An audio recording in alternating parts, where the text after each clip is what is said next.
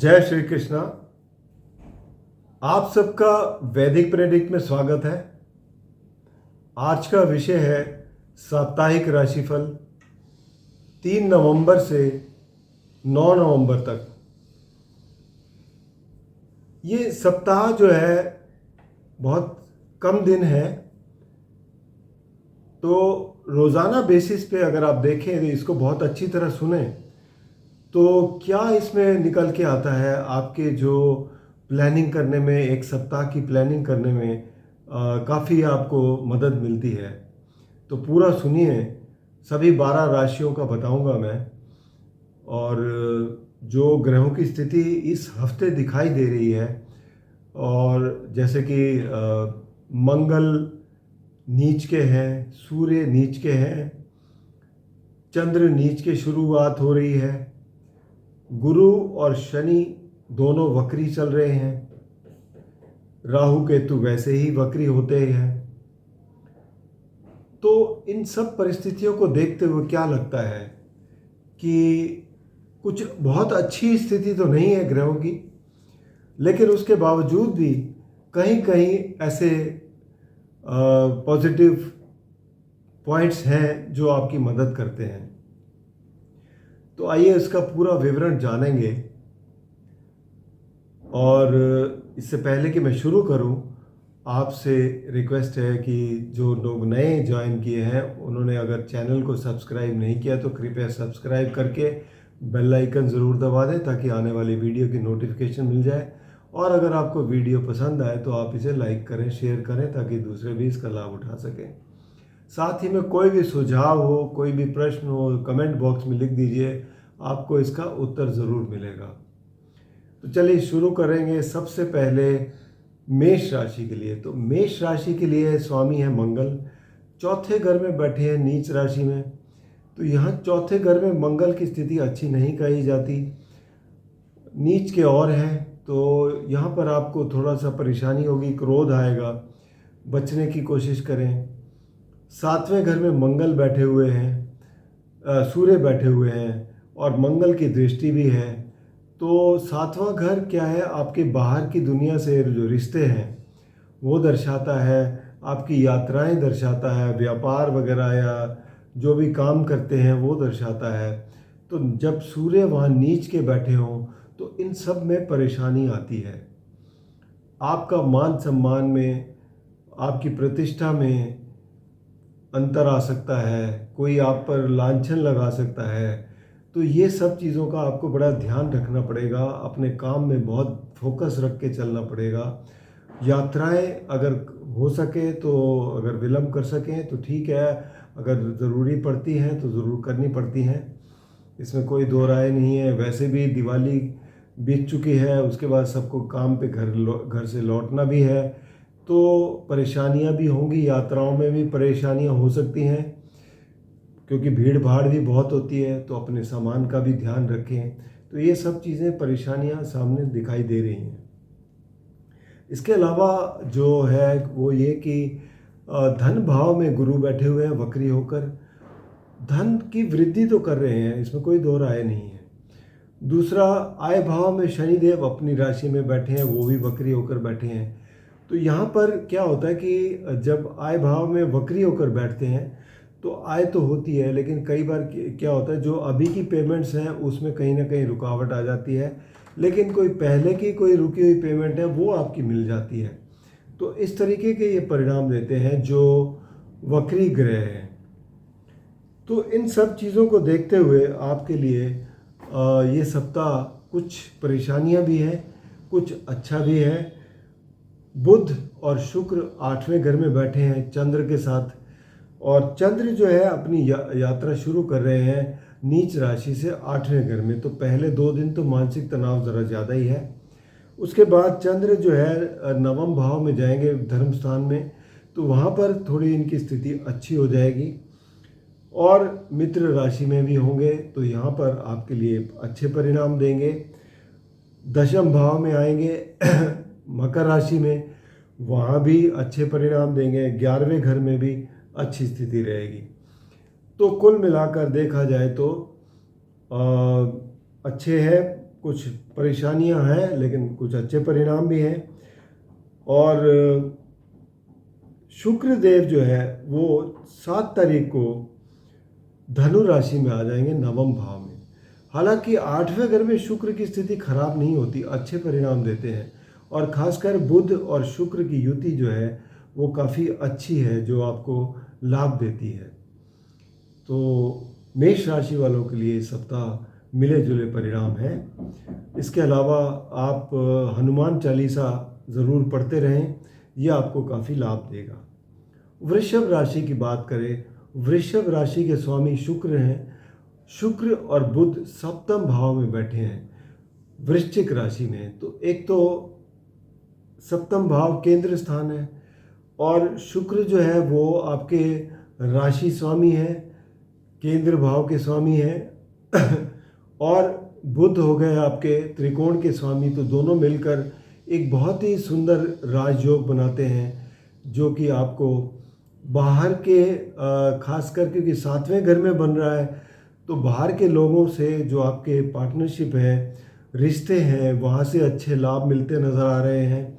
Business dealing बहुत अच्छी होती नज़र आ रही है, और पति पत्नी के रिश्ते भी काफ़ी अच्छे होते हुए नज़र आ रहे हैं। तो ये स्थिति यहाँ पर आपके लिए काफ़ी अच्छी है। चंद्र भी साथ में बैठे हैं, हालांकि नीच राशि में है, लेकिन कोई परेशानी नहीं है। यहाँ पर चंद्र दूसरे घर में 8वें घर में चले जाएंगे। 8वें घर में थोड़ा सा मानसिक तनाव देते हैं।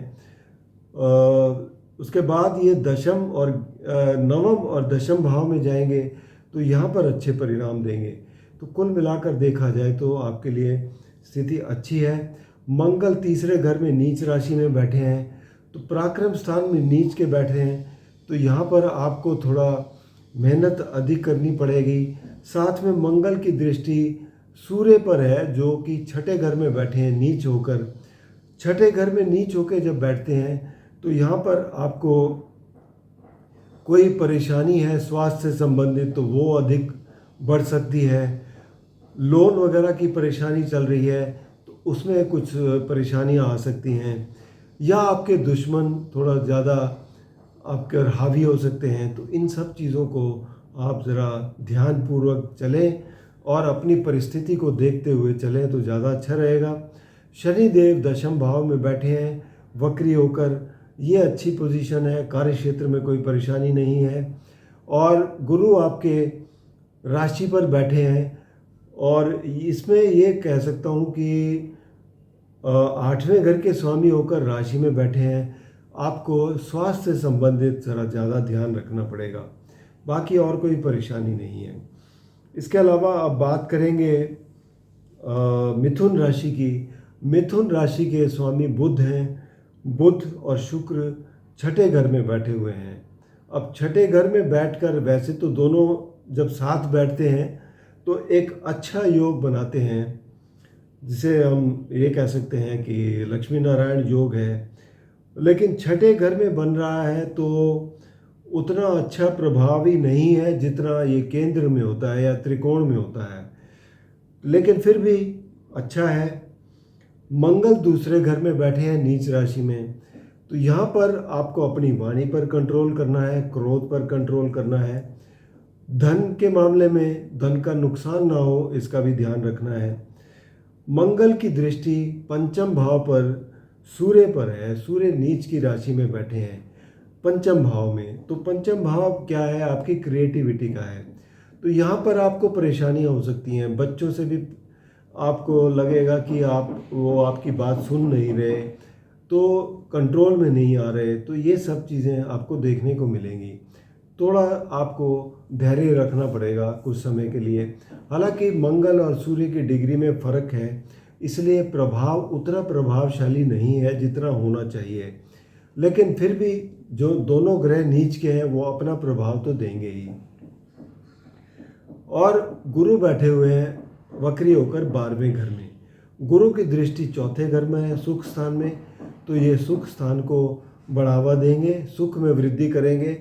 और नवम दृष्टि पड़ रही है 8वें घर में, तो 8वें घर में आपकी मदद करते हैं, ये रिसर्च में है, आपकी मदद करते हैं या कोई भी आपके कोई ऐसे छुपे हुए काम हैं जो आप निकालना चाहते हैं तो उसमें आपकी मदद करेंगे।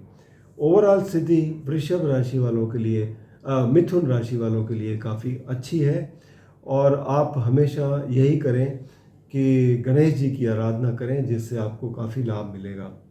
अब बात करेंगे कर्क राशि की। कर्क राशि के स्वामी चंद्र हैं, पंचम भाव में नीच राशि से गोचर शुरू कर रहे हैं, लेकिन पंचम भाव काफ़ी अच्छा होता है। पंचम भाव में बुध और शुक्र भी बैठे हुए हैं, जो कि एक बहुत अच्छा योग बनाते हैं। इससे आपको धन का काफ़ी अच्छा लाभ होता है।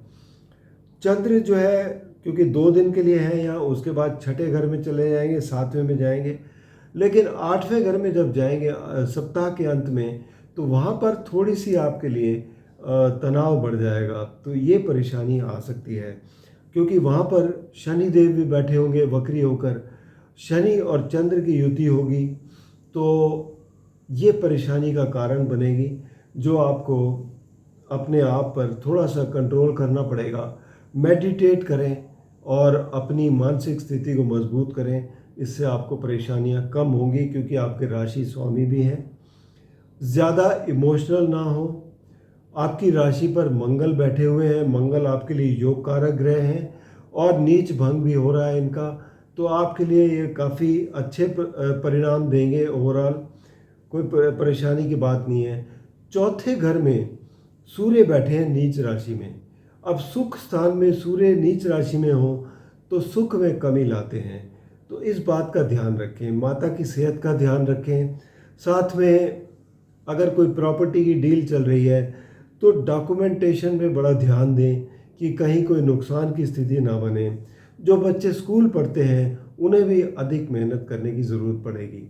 तो ये परिस्थिति है। गुरु हालांकि 11वें घर में बैठे हैं, जो आपको काफ़ी अच्छा लाभ दे रहे हैं। तो यहाँ पर कर्क राशि वालों के लिए भी कुछ मिले जुले परिणाम हैं। सिंह राशि की बात करें तो सिंह राशि के स्वामी हैं सूर्य। सूर्य नीच के बैठे हुए हैं तीसरे घर में। अब तीसरा घर पराक्रम का है और उसमें नीच के बैठे हैं, तो नीच के परिणाम तो देंगे ही देंगे, लेकिन पराक्रम स्थान में है तो पराक्रम भी बढ़ाएंगे आपका।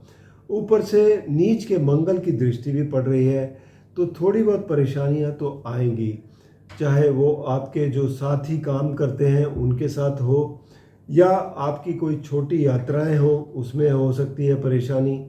छोटे भाई बहनों के साथ भी संबंध में आप थोड़ा सा संभल कर चलें तो परेशानियां कम होंगी। इसके अलावा धन भाव की बात करें, धन आपके लिए स्वामी जो है वो बुध हैं। बुध जो है वो चौथे घर में बैठे हैं शुक्र के साथ।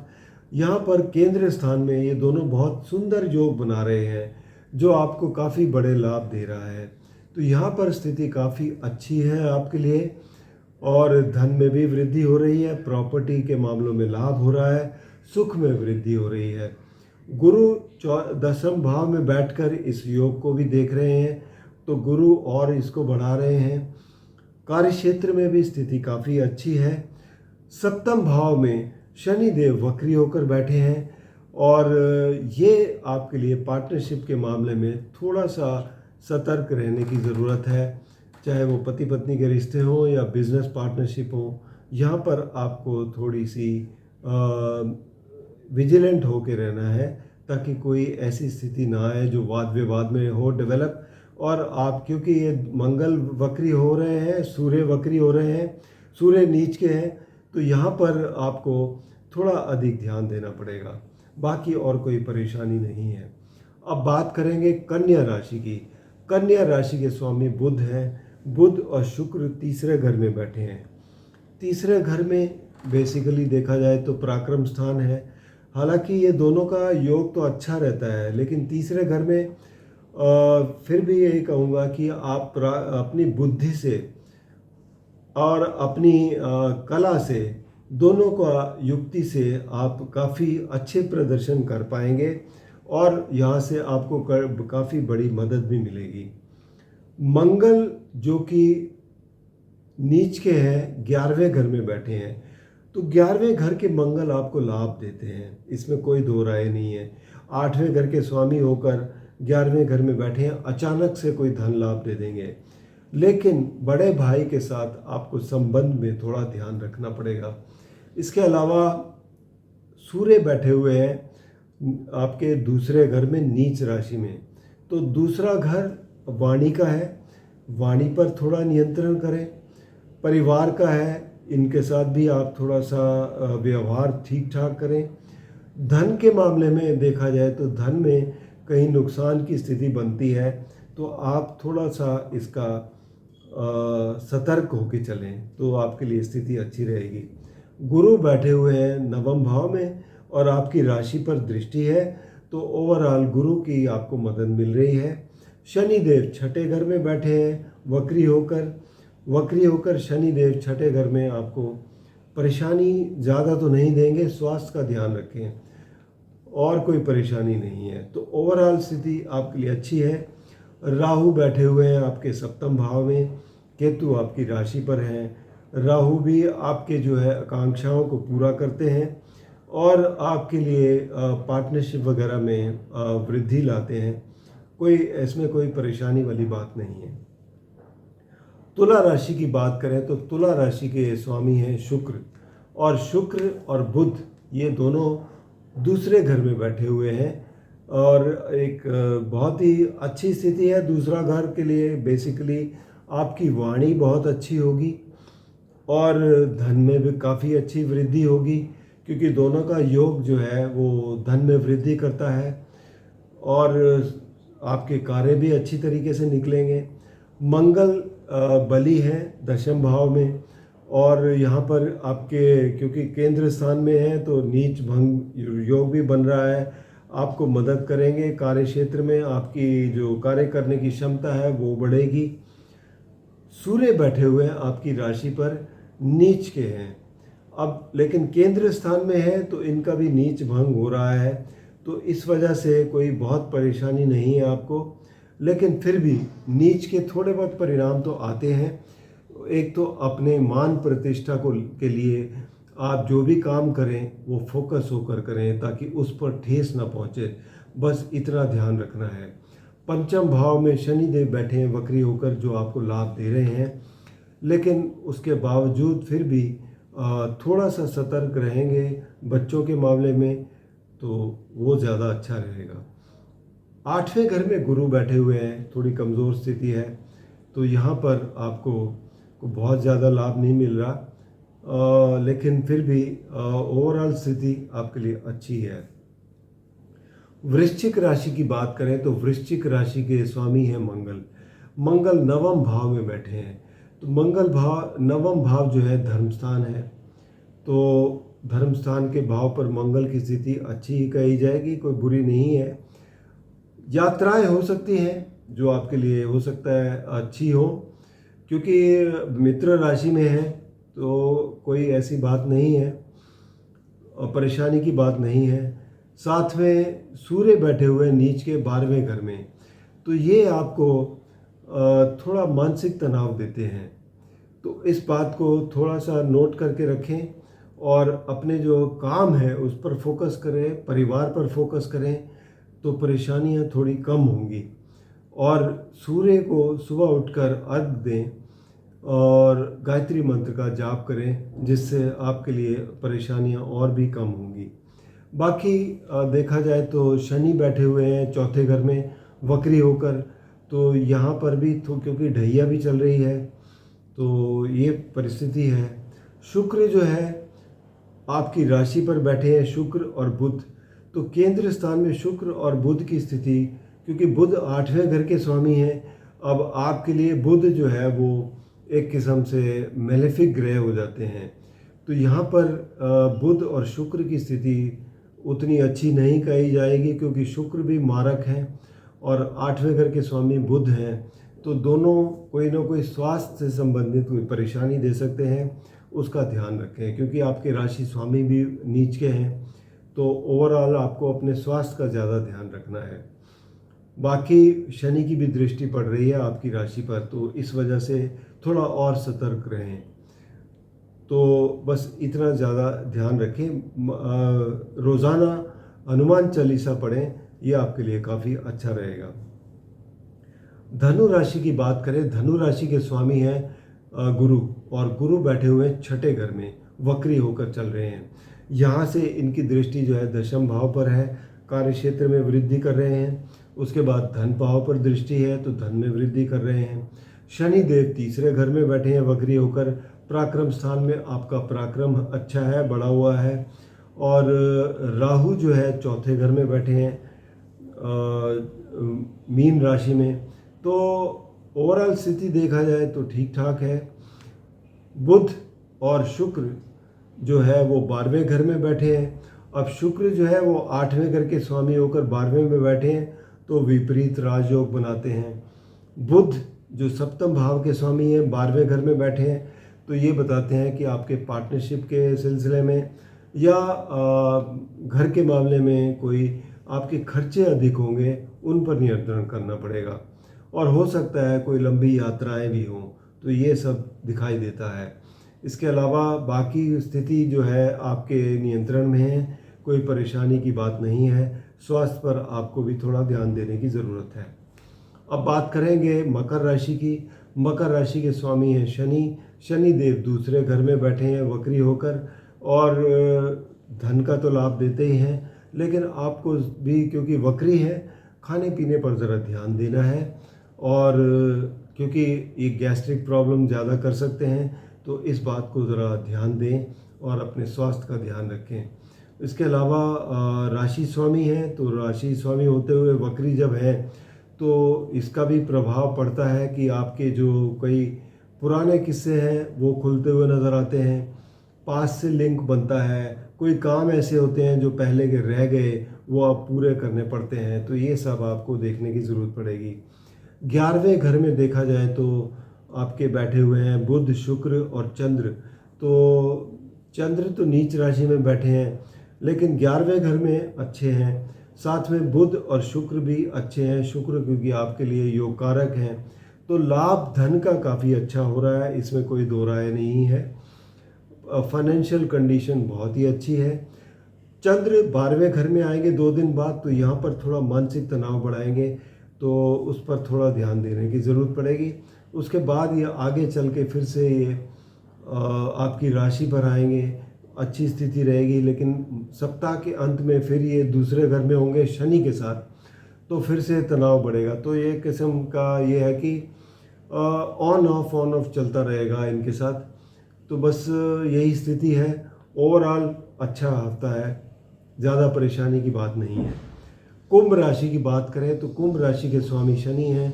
शनि यहीं बैठे हुए आपकी राशि में वक्री होकर बैठे हैं। वक्री शनि स्वास्थ्य पर थोड़ा प्रतिकूल प्रभाव देते हैं। आपको स्वास्थ्य का ध्यान रखना है, खाने पीने का ध्यान रखना है, व्यायाम वगैरह करते रहें ताकि ज़्यादा परेशानी ना हो। धन में तो वृद्धि करेंगे, इसमें कोई बात नहीं है। 12वें घर में स्वामी है, तो 12वें घर की वजह से कहीं आप चैरिटी पर खर्चा कर सकते हैं, या कोई धार्मिक यात्रा पर जाए तो वहाँ पर खर्चा हो सकता है। वैसे देखा जाए तो अभी ये सप्ताह ज़्यादातर लोग जो है घर से अपने काम की तरफ निकलते हैं, तो इस वजह से भी खर्चे होते हैं। तो ये सब खर्चे तो दिखाई दे ही रहे हैं। और आपके दूसरे घर में राहु बैठे हुए हैं, और राहु जो है वो खर्चे भी करवाते हैं लेकिन वृद्धि भी करते हैं धन में, तो ये दोनों पॉसिबिलिटीज़ होती हैं। वाणी पर थोड़ा सा आपको कंट्रोल करने की ज़रूरत है। इसके अलावा जो गुरु है वो आपके चौथे घर में बैठे हैं वृषभ राशि में वक्री होकर। तो यहाँ पर स्थिति ऐसी है कि चौथे घर में आपको सुख में वृद्धि कर रहे हैं, इसमें कोई दो राय नहीं है। और बाकी दसम भाव में आपके बैठे हुए हैं बुध, शुक्र और चंद्र। तो बुध शुक्र जो है वो दशम भाव में काफ़ी अच्छे परिणाम देंगे। केंद्र स्थान में बैठे हैं, एक अच्छा योग बनाते हैं जो आपके बेसिकली व्यापार में वृद्धि करते हैं और धन में भी वृद्धि करेंगे। तो ये एक अच्छा योग बना हुआ है यहाँ पर, जो आपको काफ़ी अच्छे लाभ देता हुआ नजर आएगा। तो कुल मिलाकर स्थिति कुंभ राशि वालों के लिए अच्छी ही है।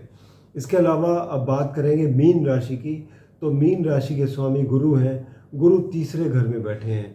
थोड़ा अधिक मेहनत करनी पड़ेगी कोई भी परिणाम हासिल करने के लिए, क्योंकि तीसरे घर में कोई स्थिति ऐसी बनती है। गुरु की दृष्टि यहाँ से सप्तम भाव पर है, वहाँ पर वृद्धि करेंगे। उसके बाद 11वें घर में है, तो 11वें घर में भी बेसिकली आपका धन लाभ करेंगे। तो ओवरऑल स्थिति यही है। आपकी राशि पर राहु बैठे हुए हैं। राहु जो है अभी प्रबल हो चुके हैं। आप अपने प्रॉमिसेस जो भी करें सोच समझ कर करें, ताकि ओवर द बोर्ड ना जाए, जिससे आपको बाद में परेशानी का सामना फेस करना पड़े।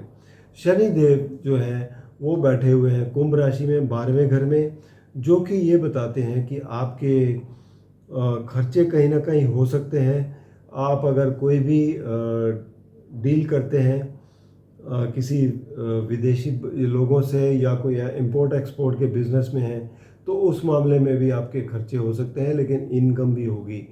और शनि देव की दृष्टि धन भाव पर भी है, इस वजह से कह रहा हूँ कि खर्चे थोड़े अधिक दिखाई दे रहे हैं और यात्राएं भी दिखाई दे रही हैं, तो यात्राएं भी हो सकती हैं। बाकी नवम भाव में आपके बैठे हुए हैं बुध, शुक्र और चंद्र। तो नवम भाव में इन तीनों की युति काफ़ी अच्छी है, जो कि आपको काफ़ी बड़े लाभ दे रही है, इसमें कोई दो राय नहीं है। और चंद्र का गोचर नवम भाव में भी अच्छा है, दशम में भी अच्छा है, 11वें में भी अच्छा है। उसके बाद 12वें में जब आएंगे तो थोड़ा सा, क्योंकि शनि के साथ होंगे, मानसिक तनाव ज़्यादा बढ़ेगा सप्ताह के अंत में। तो उन दिनों वो 2 दिन थोड़ा सा आपको परेशानी आ सकती है। आप रोज़ाना अगर विष्णु सहस्त्र नाम का जाप करें तो ये आपके लिए काफ़ी अच्छा रहेगा। तो ये था 12 राशियों का राशिफल।